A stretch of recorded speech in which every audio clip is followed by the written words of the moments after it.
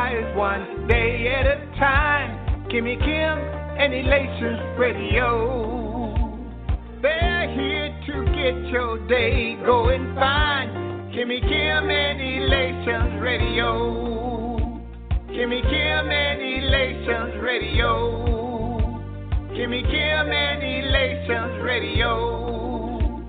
And here's your host, Miss Kim Robinson.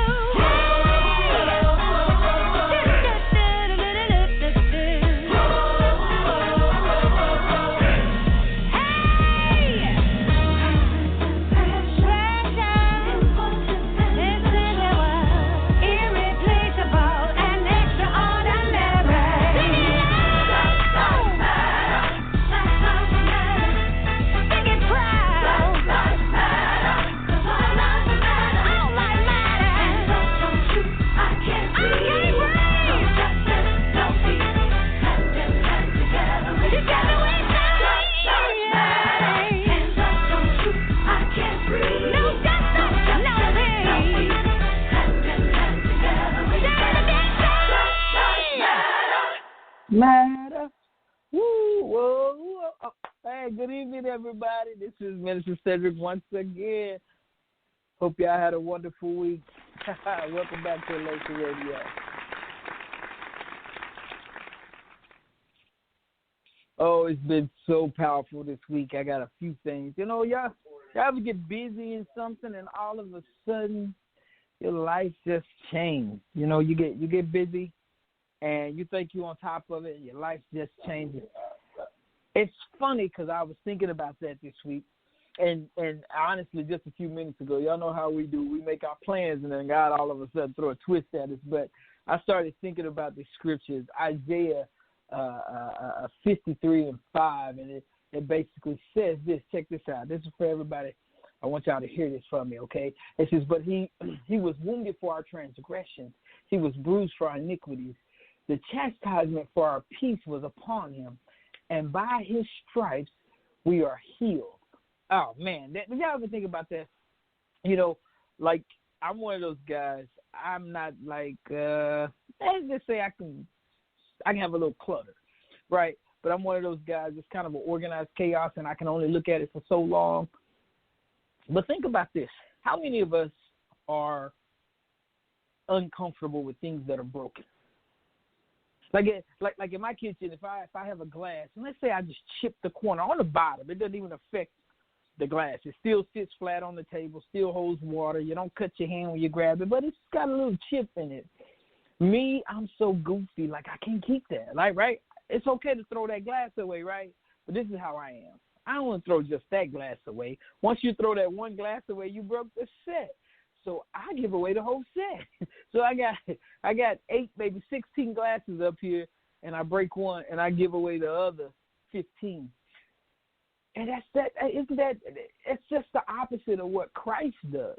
Some of us, we have something that's broken, and we try to jerry-rig it. Now, some of us, we got another word for it, but I'm saying we try to fix it, and then we glue it together, and then we say, nobody touch it because we'll break it or we'll do this. But that's just the opposite of what Christ did for us. Ain't that something?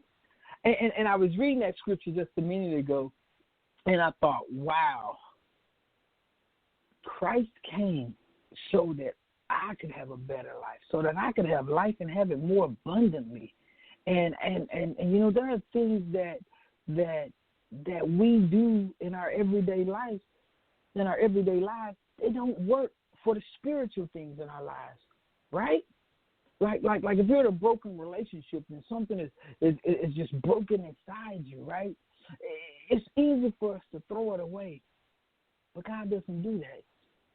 God doesn't do it. It's so funny that God will take that broken thing. Y'all want y'all to remember this. That broken thing is you and I. God doesn't scrap it, right? He doesn't throw it away. He uses that broken thing. And that's what I want to kind of get that across to somebody today, is that you may have been going through your day and you may have just had a really ugly attitude, or you just may be broken inside. You may just feel like you cannot be used. But that's what God does for us. That's why Jesus came, right? You know what? And we got to stop trying to be perfect for Christ, because there was only one perfect one, and it was Christ. So I don't know. I read that and I thought about it, and sometimes I can confuse people with the way I talk, but I just want to say this, that God did the opposite, right? Basically, God took something, or God took that thing that was perfect, which was his son, which was Jesus, right? And he broke him in order to make us whole. Y'all don't get that. You see, our healing was contained in God's brokenness, in Christ's brokenness. That's where our healing came from. And I got so excited because that right there, I believe that's what's useful to God. It's just not about the perfection. It's not about being perfect. It's not even about what's being fixed, right? It's the broken thing.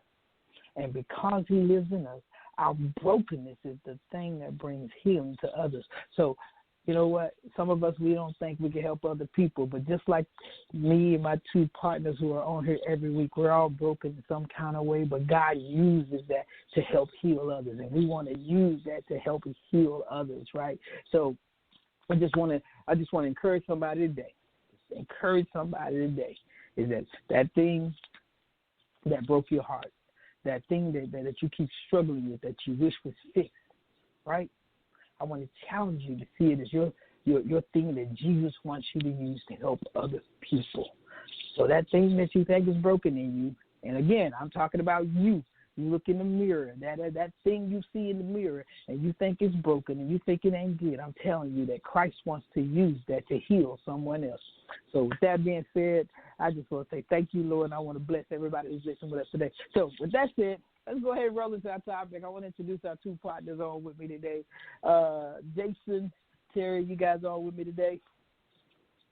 Hey, how you doing, Minister Sedric? Oh, I'm having a good time now. Life is grand. Life is grand. Jason, you out there? Yes, sir. Yes, sir. How we doing today? Yeah, y'all know I just love life. I'm just loving what God is doing with us. But I don't know. That idea got me, man. That broken thing. You guys feel like you're broken at some point? Have you felt broken? Oh yeah. Have you felt useless? Yeah. You feel like that God can use that brokenness to heal others, to help others do what they have to do? Yeah, of course. I think when you talk about that brokenness, I think a lot of people, sometimes they just think that's the best they have for them. And they think, well, I just have to get used to this. Not understanding that, well, not only can God use that brokenness, but he can restore and heal that brokenness. And I just seen too many people sit in their brokenness and their history and their traumas and not want to move. And I'm like, man, you're just not giving God enough credit, because you've had these experiences and he want to use them, but he also wants to restore you. And I think that's the biggest testimony, to tell somebody, like, I was broken just like you, and through the love of God I'm now healed. And that's the testimony I think a lot of people they miss out on, because they like to sit in their own brokenness thinking this is the best my life has to offer. Ain't that something? Because the best my life has to, who are we to be the judge of the best our life has to offer? You know what? We are not. That's not our duty. That's not our job, right?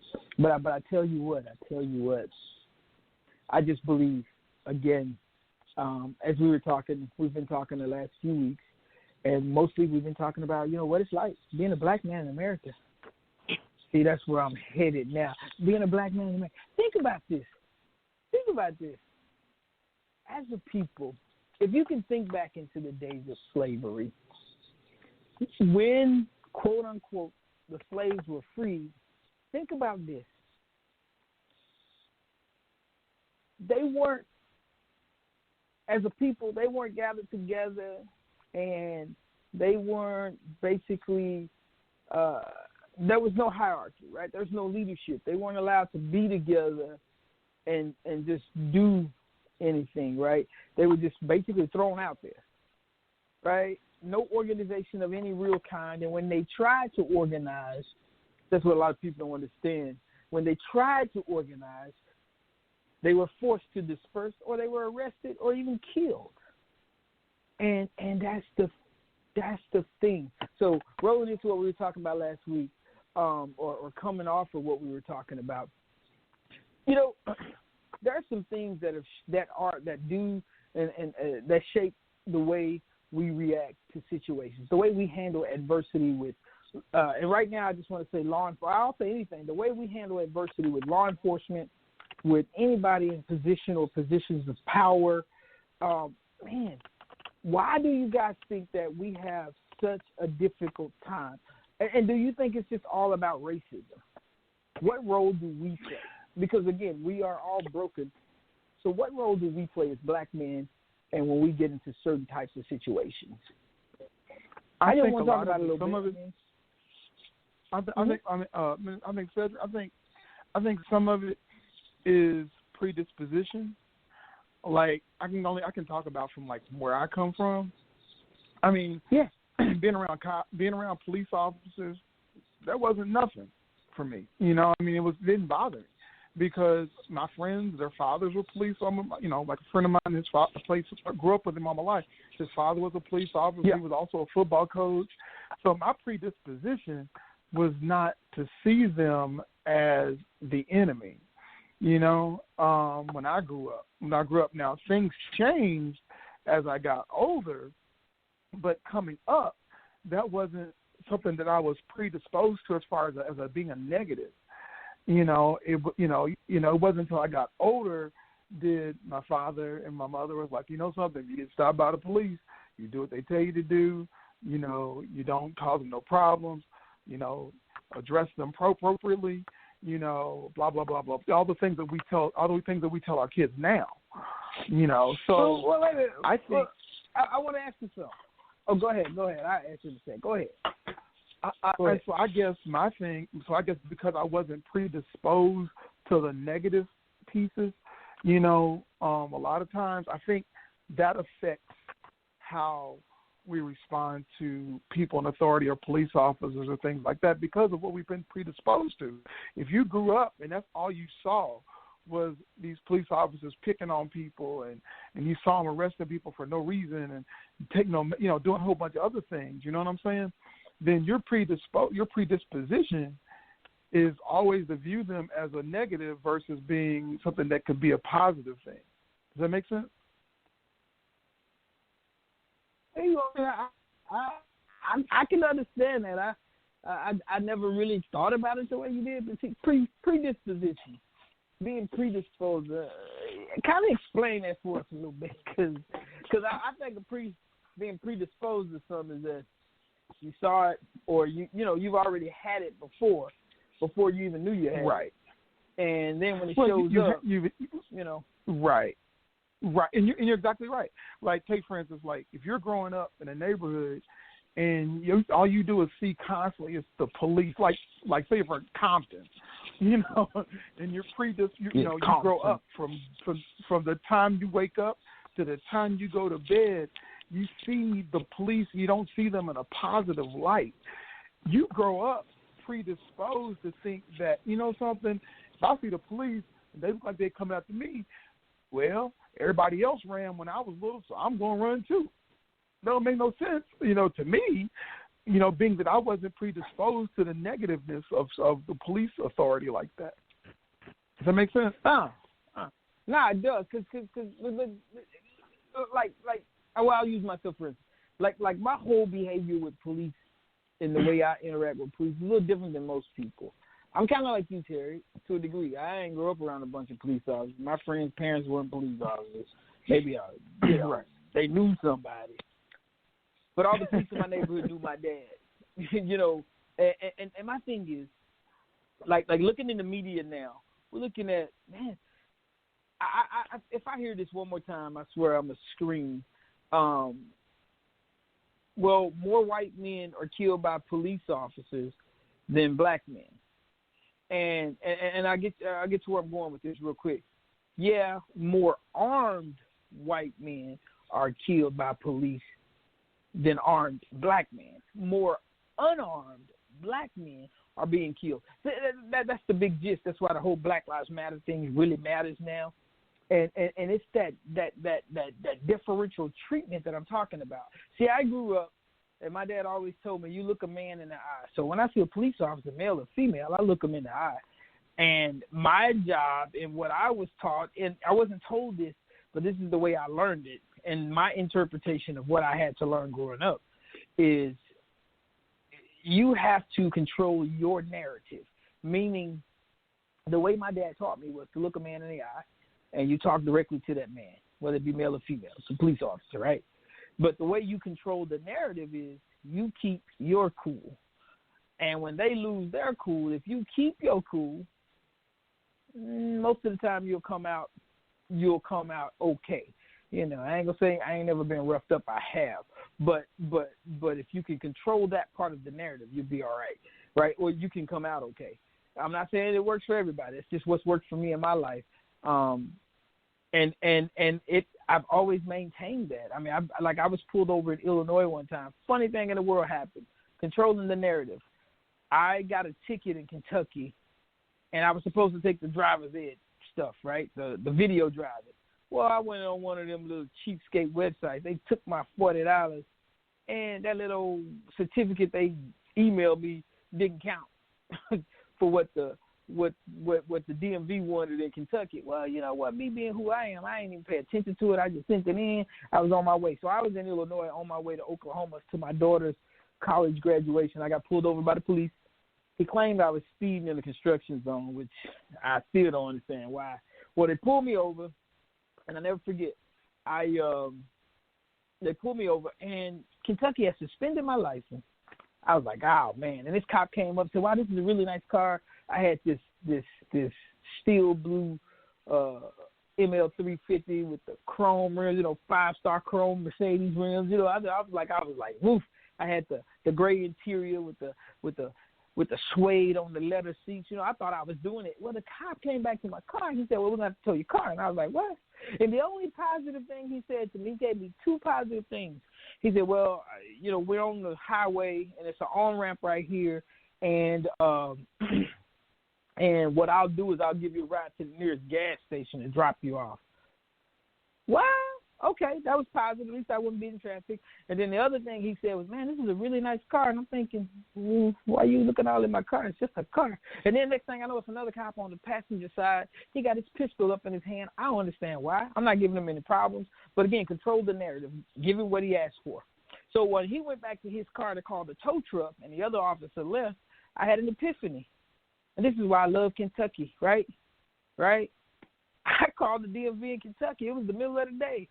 By God, not once, but twice they answered the phone. And then they allowed me to pay my little $50 and get my license reinstated immediately while I'm sitting on the side of the road. Of course, I'm excited. I jump out the car. I'm going to the police car, and I'm like, hey, man, I got the Kentucky DMV on the line right now. They reinstated my license. You can go back and check it. She said it should be good. He kind of looked at me and kind of gave me a look like, man, whatever, smarty pants, whatever. I tell y'all the truth, though. He said that his dispatch would have to call Kentucky. She gave me her personal line. She said, if they call, I won't answer. They called her. She answered. They reinstated, controlling the narrative. I didn't get upset. This cop seemed a little irritated with me, seemed a little bit agitated, controlling the narrative, keeping your cool. Got in my car, waited about 5 minutes. It was freezing cold because I was wearing short pants, so I was freezing. And he finally came up, and the only thing he said was, well, I'm only going to give you a warning about the speeding. And yeah, we double-checked and your license is good. I'm thinking to myself, I know it. So he gave me back my driver's license. He told me to be careful. And he's like, yeah, it's a pretty nice car, man. We were going to tow it. I'm just thinking, yeah, whatever. But anyway, controlling the narrative. I didn't get upset. Some of the comments could be misconstrued as him being funny or him playing around. If I would have been agitated and angry, I don't think I would have made it through that easy. I think that they would have towed my car regardless. But he allowed me to do what I need to do. Him walking away from me being cool, I had my wits about me. It just allowed me to do what I needed to do. Now, why am I telling you this long story? I'm telling you this long story to say that I believe sometimes if we keep our cool, we can control the narrative. Not always, but we can control that narrative, and we can get out of a lot of situations without being killed. Now, I put that out there. What do you guys think? That was a long story. Like I was telling earlier, that's the that's a great response, controlling the narrative. But it's about helping people also to clear up their predisposition so that they can begin to, to do what you did, which is to reclaim the narrative and control it. Because I think what happens is a lot of these people, because of their predisposition, feel helpless and don't feel like they have the ability to be able to do that. Does that make sense? Yeah, absolutely. Because when you look at the police officer, the very first thing that you see is the uniform and the gun, and that says that they have the authority, supposedly.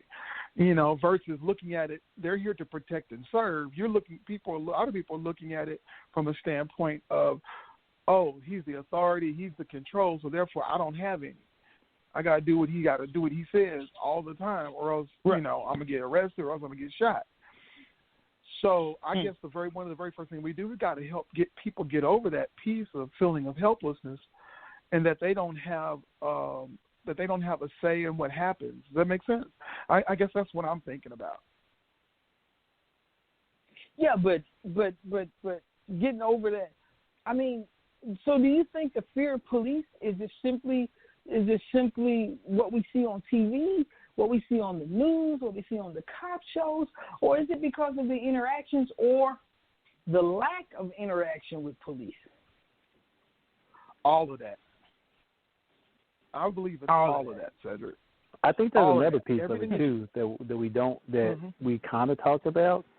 I think a lot of this does stem from like people that we grow up with, like parents, uncles, aunts, people we know that are important, and they sometimes, as you were saying, Terry, shape that narrative.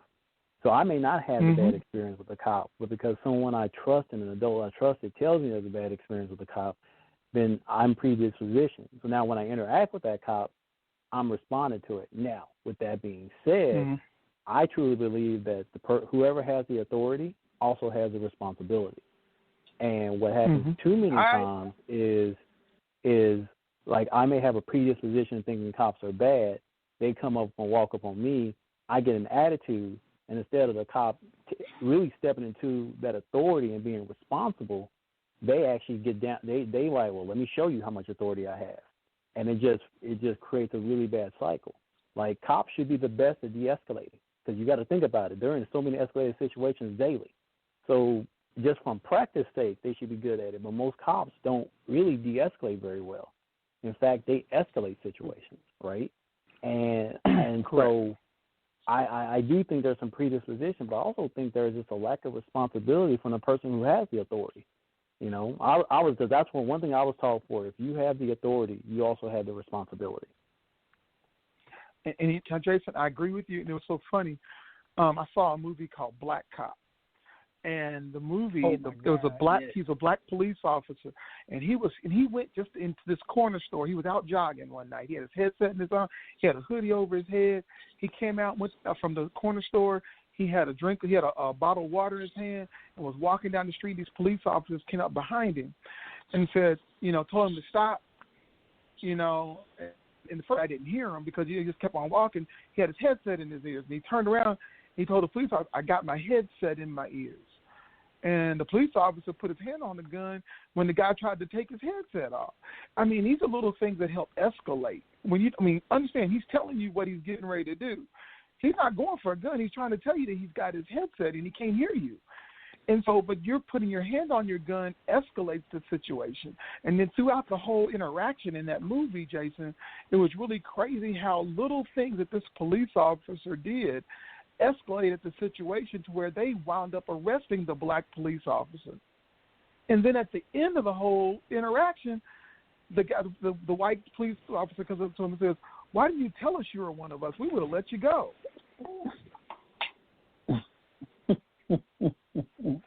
But you see what I'm saying? But it was a little thing that he did that escalated that thing. You know what I'm saying? Right. And that's exactly what I'm talking about. Yeah. It's those little responses, those little microaggressions that, when a cop comes up to the car and they don't greet you like, good evening, hey, turn that music down. Like, first of all, you're a grown man. You don't talk to me that way. It's my car. I want to listen to the music I can, right? But it's little things like that. And so although I may be predispositioned with maybe an unfair narrative, the fact that your response does not really indicate the authority that you have. Because it's like us.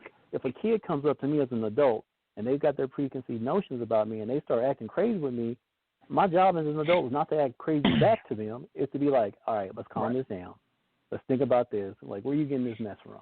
And to have that conversation. Why? Yeah. Because I have the authority. Because I have the authority, I also have the responsibility of shaping that interaction. And that's one of the problems I have is that the cops want to say, well, they did this and they did that and they escalate the situation. And I'm like, man, I remember seeing this one video, and it was a horrible video. And so the guy was out walking and he jaywalked. Cop comes up, pulls him over and says, hey, man, you jaywalking, don't do it again. Dude was kind of like, whatever, cop, walked away. Within the cop's sight, he jaywalked again. So the cop pulled up on him and said, yo, man, I just told you to stop the jaywalking.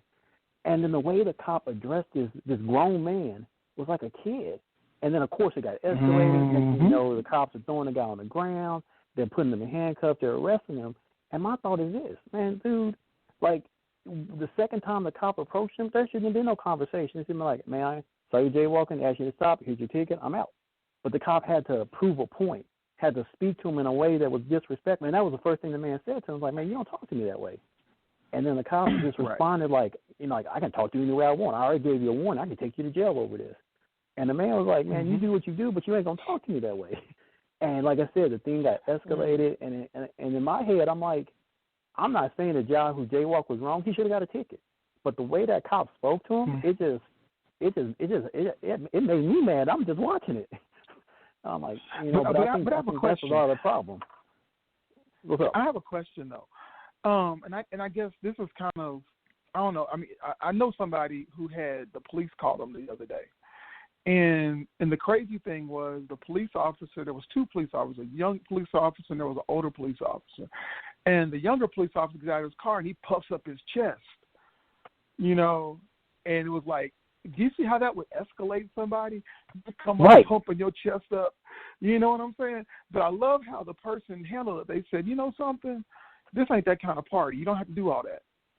You know what I'm saying? Trying to control the narrative, which was good. When you hear those things, but I like you said, it's those microaggressions that the people that they do that send the wrong message to us. Right. And I think the biggest problem is they want to act like they did nothing wrong, and that's the hard part. Right. Instead of being like, all right, you know what? I was a little bit too aggressive. Let me bring it back. Excuse me, sir. Let's kind of back. Because any man will be like, all right, bro, don't worry about it, right? But no, it's like, it's. I just, like I said, I just fall back on the thing that if you have the authority and you want to be this authority figure, then you need to be responsible too. And be responsible for that authority that you carry. Yep.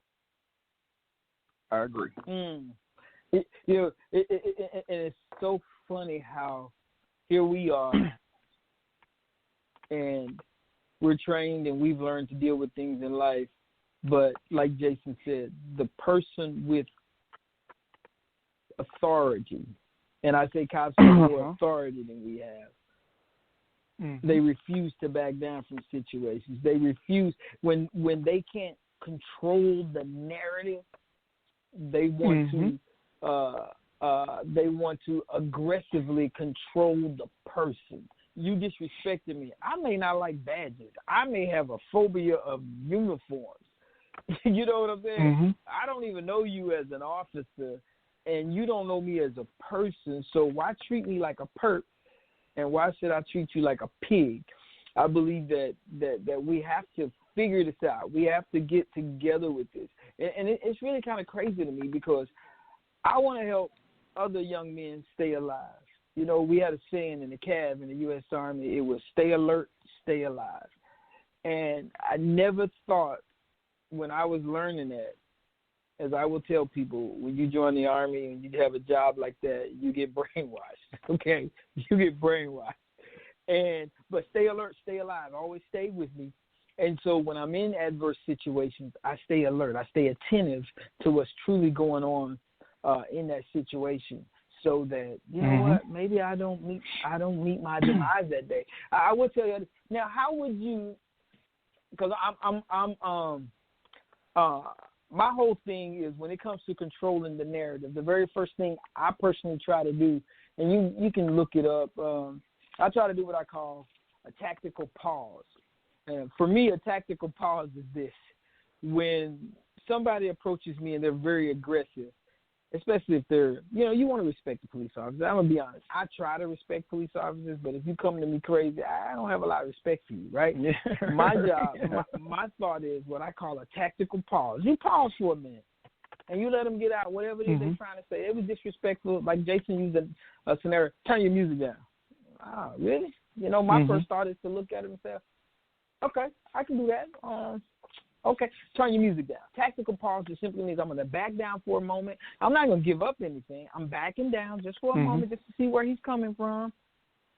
And then, you know what, when the opportunity comes, then I'll just say yes, no, maybe so. That's it. Or you got your driver's license. I do have my license. It's in my back pocket. I am sitting on it. Is it all right if I get it out? You know, see, I don't have a problem with things like that. The next thing I try to do, again, while I'm doing what I call my tactical pause, I'm also thinking my just be nice tactic. And I'm going to tell you where I got this from. A number of my friends here in Kentucky are police officers. You know, I even had a couple of them who told me, hey, you should do that a few years ago, but I didn't want to do it. But this is what I learned just by talking to them. The element is to just be nice. You don't have to be a jerk all the time, right? Sometimes if you can catch more bees with honey than you can vinegar.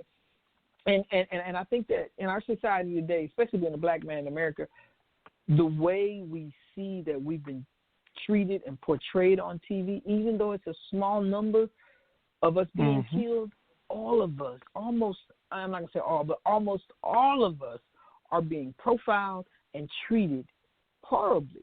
And so we are naturally angry about that. And it's okay to admit that.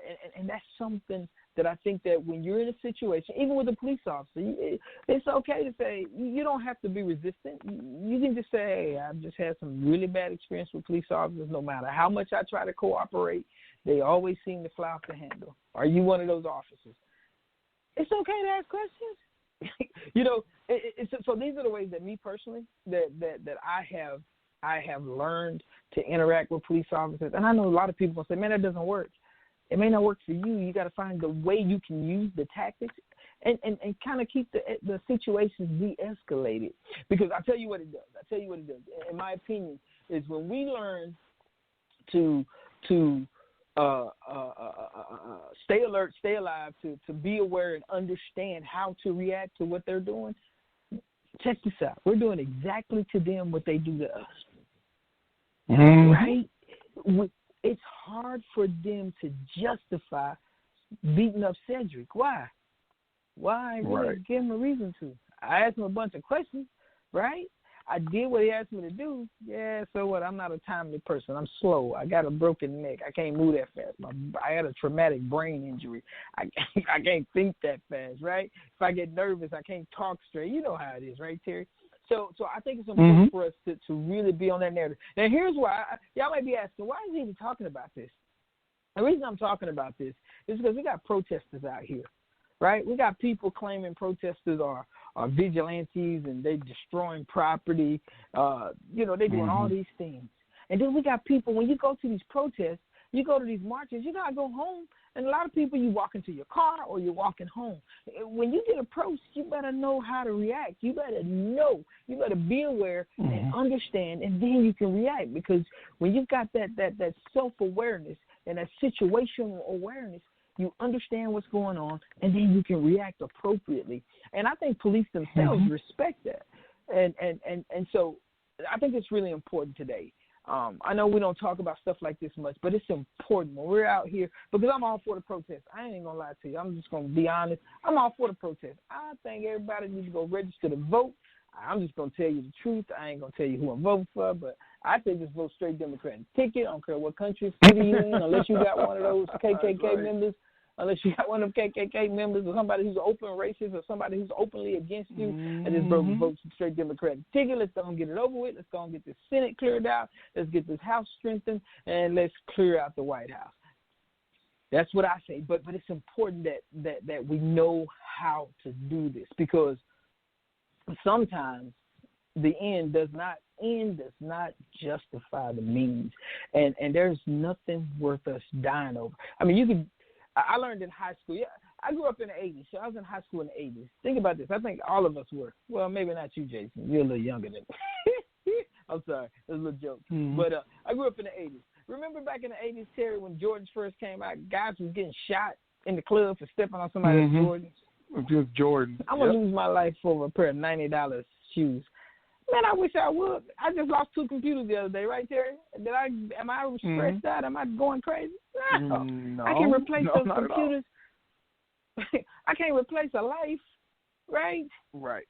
And so that's why it's important. That's why it's important for us to really think about this, because there's too many people out here dying, too many young men, young women. I mean, man, you understand how treacherous an officer has to be to kill a woman? Right. I mean, Sandra Bland. All of a sudden, she's in a cell, then she's dead. Really? and don't nobody know what happened. Ground the tail. The camera angles don't pick it up. Ain't nobody went and looked at it. It's too dangerous out here for us. And so for me today, that's what I'm talking about. It's crazy out here.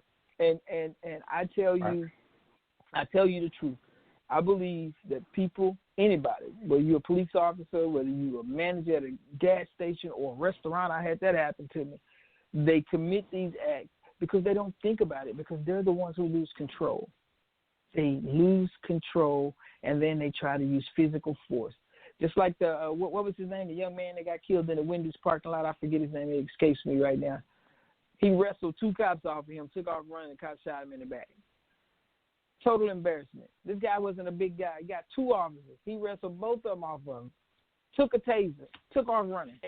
If we don't lose control, I think that we can survive these incidents, these occurrences. So, Cedric, I think you pointed something out. I think, yes. I think what you point out is some of the officers, I'm not saying all of them, they have a lot of fear in them when they approach a situation. And I'm not talking like you said, being aware to be alive. I'm talking like they have a fear, right? And that fear creates a very tense environment. And I think what you talk about when you have cops who escalate situations is because of that fear. I feel like I don't really feel like if this thing goes bad, I can do anything. So let me just come off as bigger and badder from the get-go, so maybe I can intimidate you so that I won't be put in that bad situation. And to that point, I understand that sometimes in their job they come across. What's up? Yeah, but Jason, what that is called is implicit bias, brother. Implicit bias.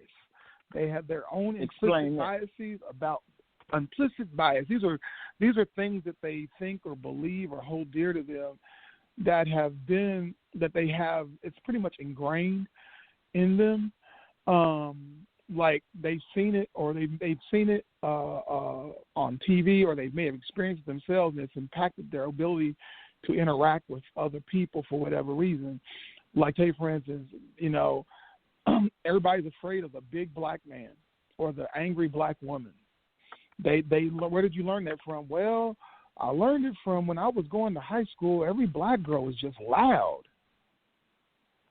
But that doesn't mean every black girl is loud or every woman is loud and angry. But if you carry that affects your ability to see people as human. You see them as through the eyes, through the lens, should I say, of your experience versus what's really going on. You don't give them the benefit of the doubt. So when you run into a situation like that, go ahead. Yeah. Take for instance, what's Trayvon Martin? He had a hoodie. A young boy with a hoodie, drinking a soda or whatever he was doing, eating some chips and walking.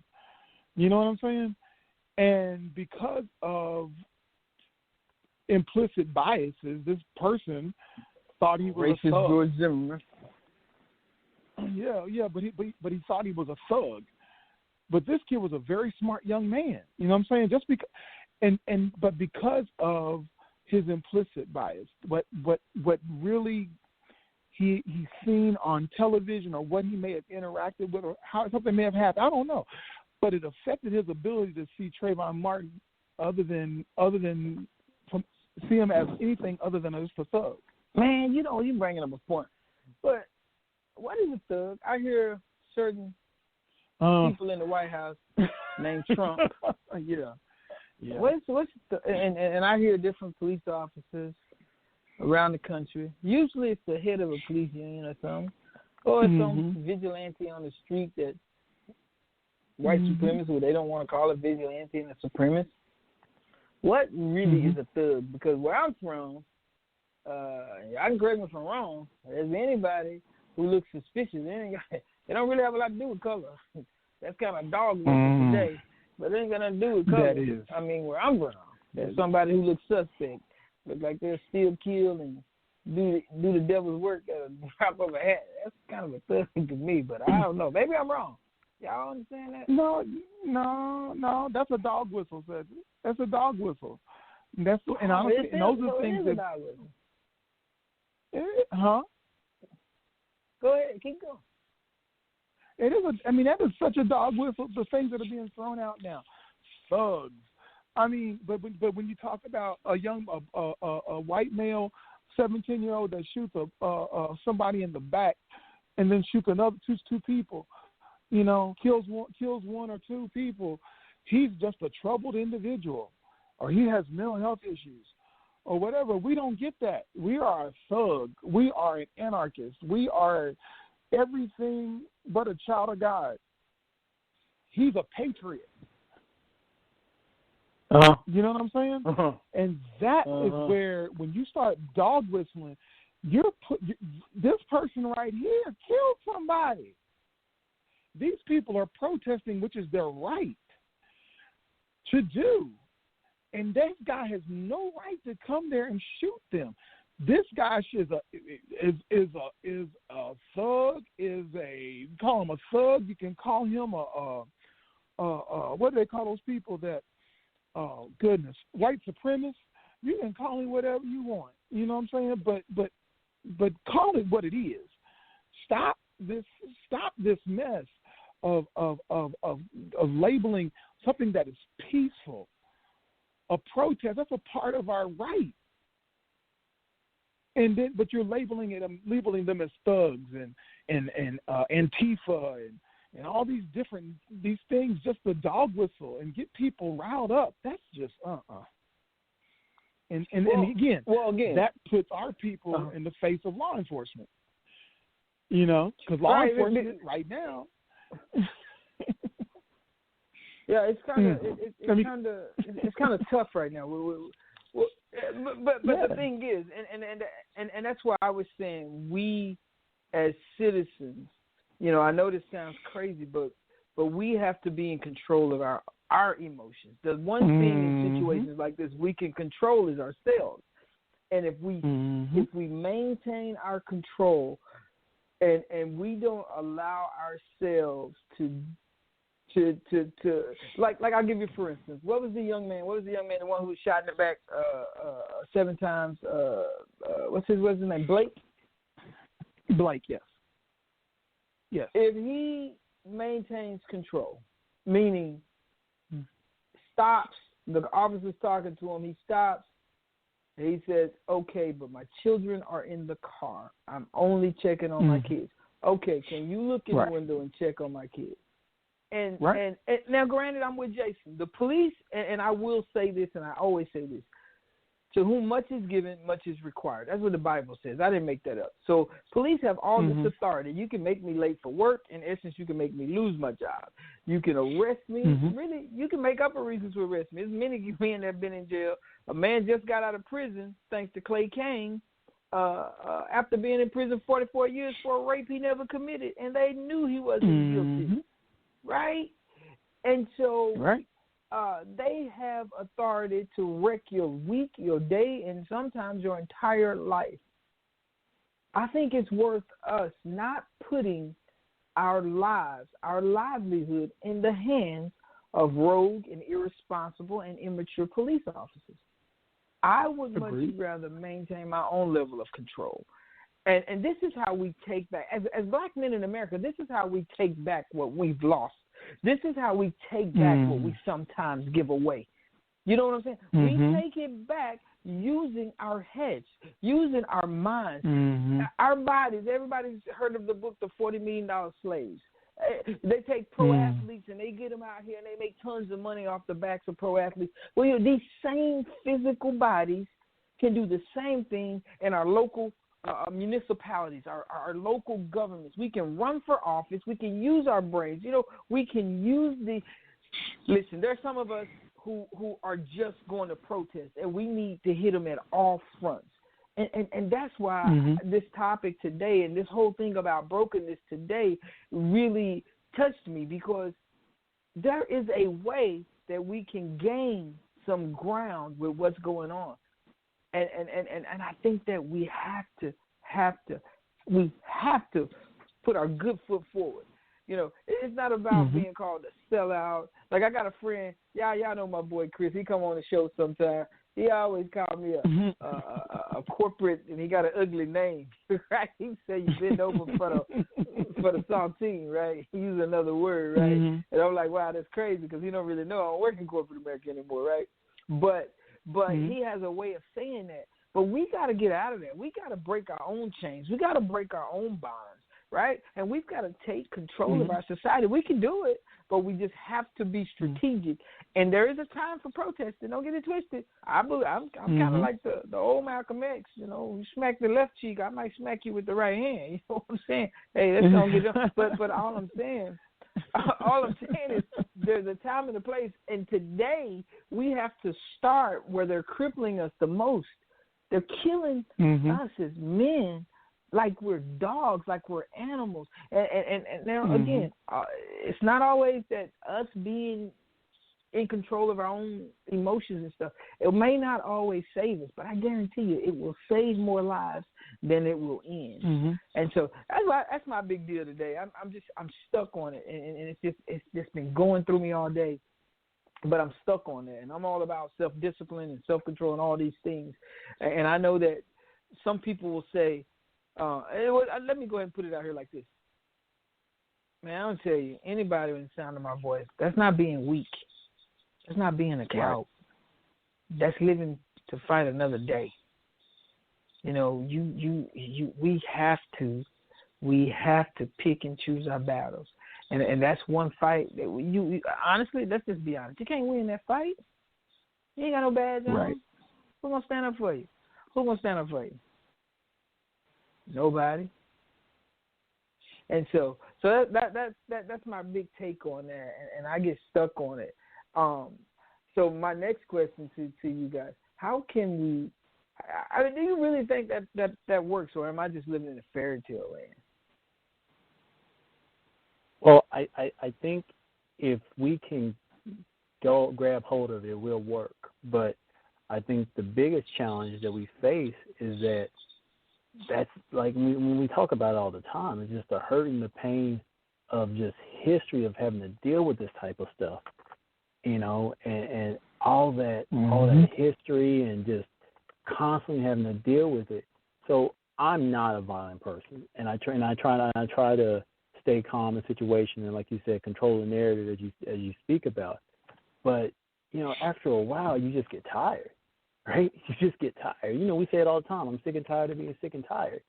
And it's just, you get to a point. So I can understand how a young man, especially a young black man, who hadn't done anything wrong or maybe even done stuff wrong, it's like, why are you going to treat me like anything less than what I am? And how they kind of have that response. And then the first challenge is we have to, as individuals, understand our own hurts and our pains, so when people hit us in those trigger areas, you know, when they trigger us, we're able to catch ourselves like, all right, I'm triggered right now. Let me just go on, just close my eyes and just pray or cuss in my mind or do whatever I need to do to get myself out of that moment. So like you said, I can maintain control of the narrative, you know, that I'm not just, I don't become that next person and be like, well, you know, he did this and that, and that's why we responded the way we did, you know. So it's not impossible, but it is very difficult because it does require, you know, an individual coming to grips and terms with his own, you know, his own hurts and pains and the things that trigger those things and trigger those responses. And until we do that, we're going to constantly keep having those interactions, those situations, because I can't tell you in most of the situations the cop been right, but unfortunately I can't tell you that, you know, the brother's been right in what he did. And that's the hard part, right? You know, and you know, when you hear the other side and the narrative they talk about, well, you see how he reacted, you see how he responded. You know, he wasn't, you know, he was being aggressive, and that's why the cop did what he did. And that unfortunately allows that justification for that type of stuff to happen, right? Because they're like, well, yeah, he was acting kind of aggressively. You know, maybe you shouldn't treat a cop that way. You know, maybe the cop was wrong, but and there it is. That but is like. It's like, no, the cop was wrong because, yeah, that guy acted maybe a little bit aggressive, but guess what? The cop walks home. The cop was a little bit wrong, and now we're burying another man. There's a big difference, right? You know, so I don't think it's impossible, but I do think, I work with the youth, and that's one of the first things I try to tell them. It's like, man, you got to catch control of what you're dealing with, and if you're in that angry state, I'm not saying get out of it, but just know it, and then let's set up some things that we're gonna do. Okay, when I get angry like that, this is how I'm gonna calm myself down, because I can't react, because that's all it is at that point, is a reaction. I can't react in this angry moment because bad things are going to happen, right? I need to respond. I need to get hold of where I am, where I'm feeling, so then I can now respond adequately, But it is some teaching and some learning, and I think that's where us as older men have to kind of get in the ears of these young cats and be like, hey man, you don't need to act like that. I understand you're mad and upset, but there's other ways you can show it that's not going to escalate, right?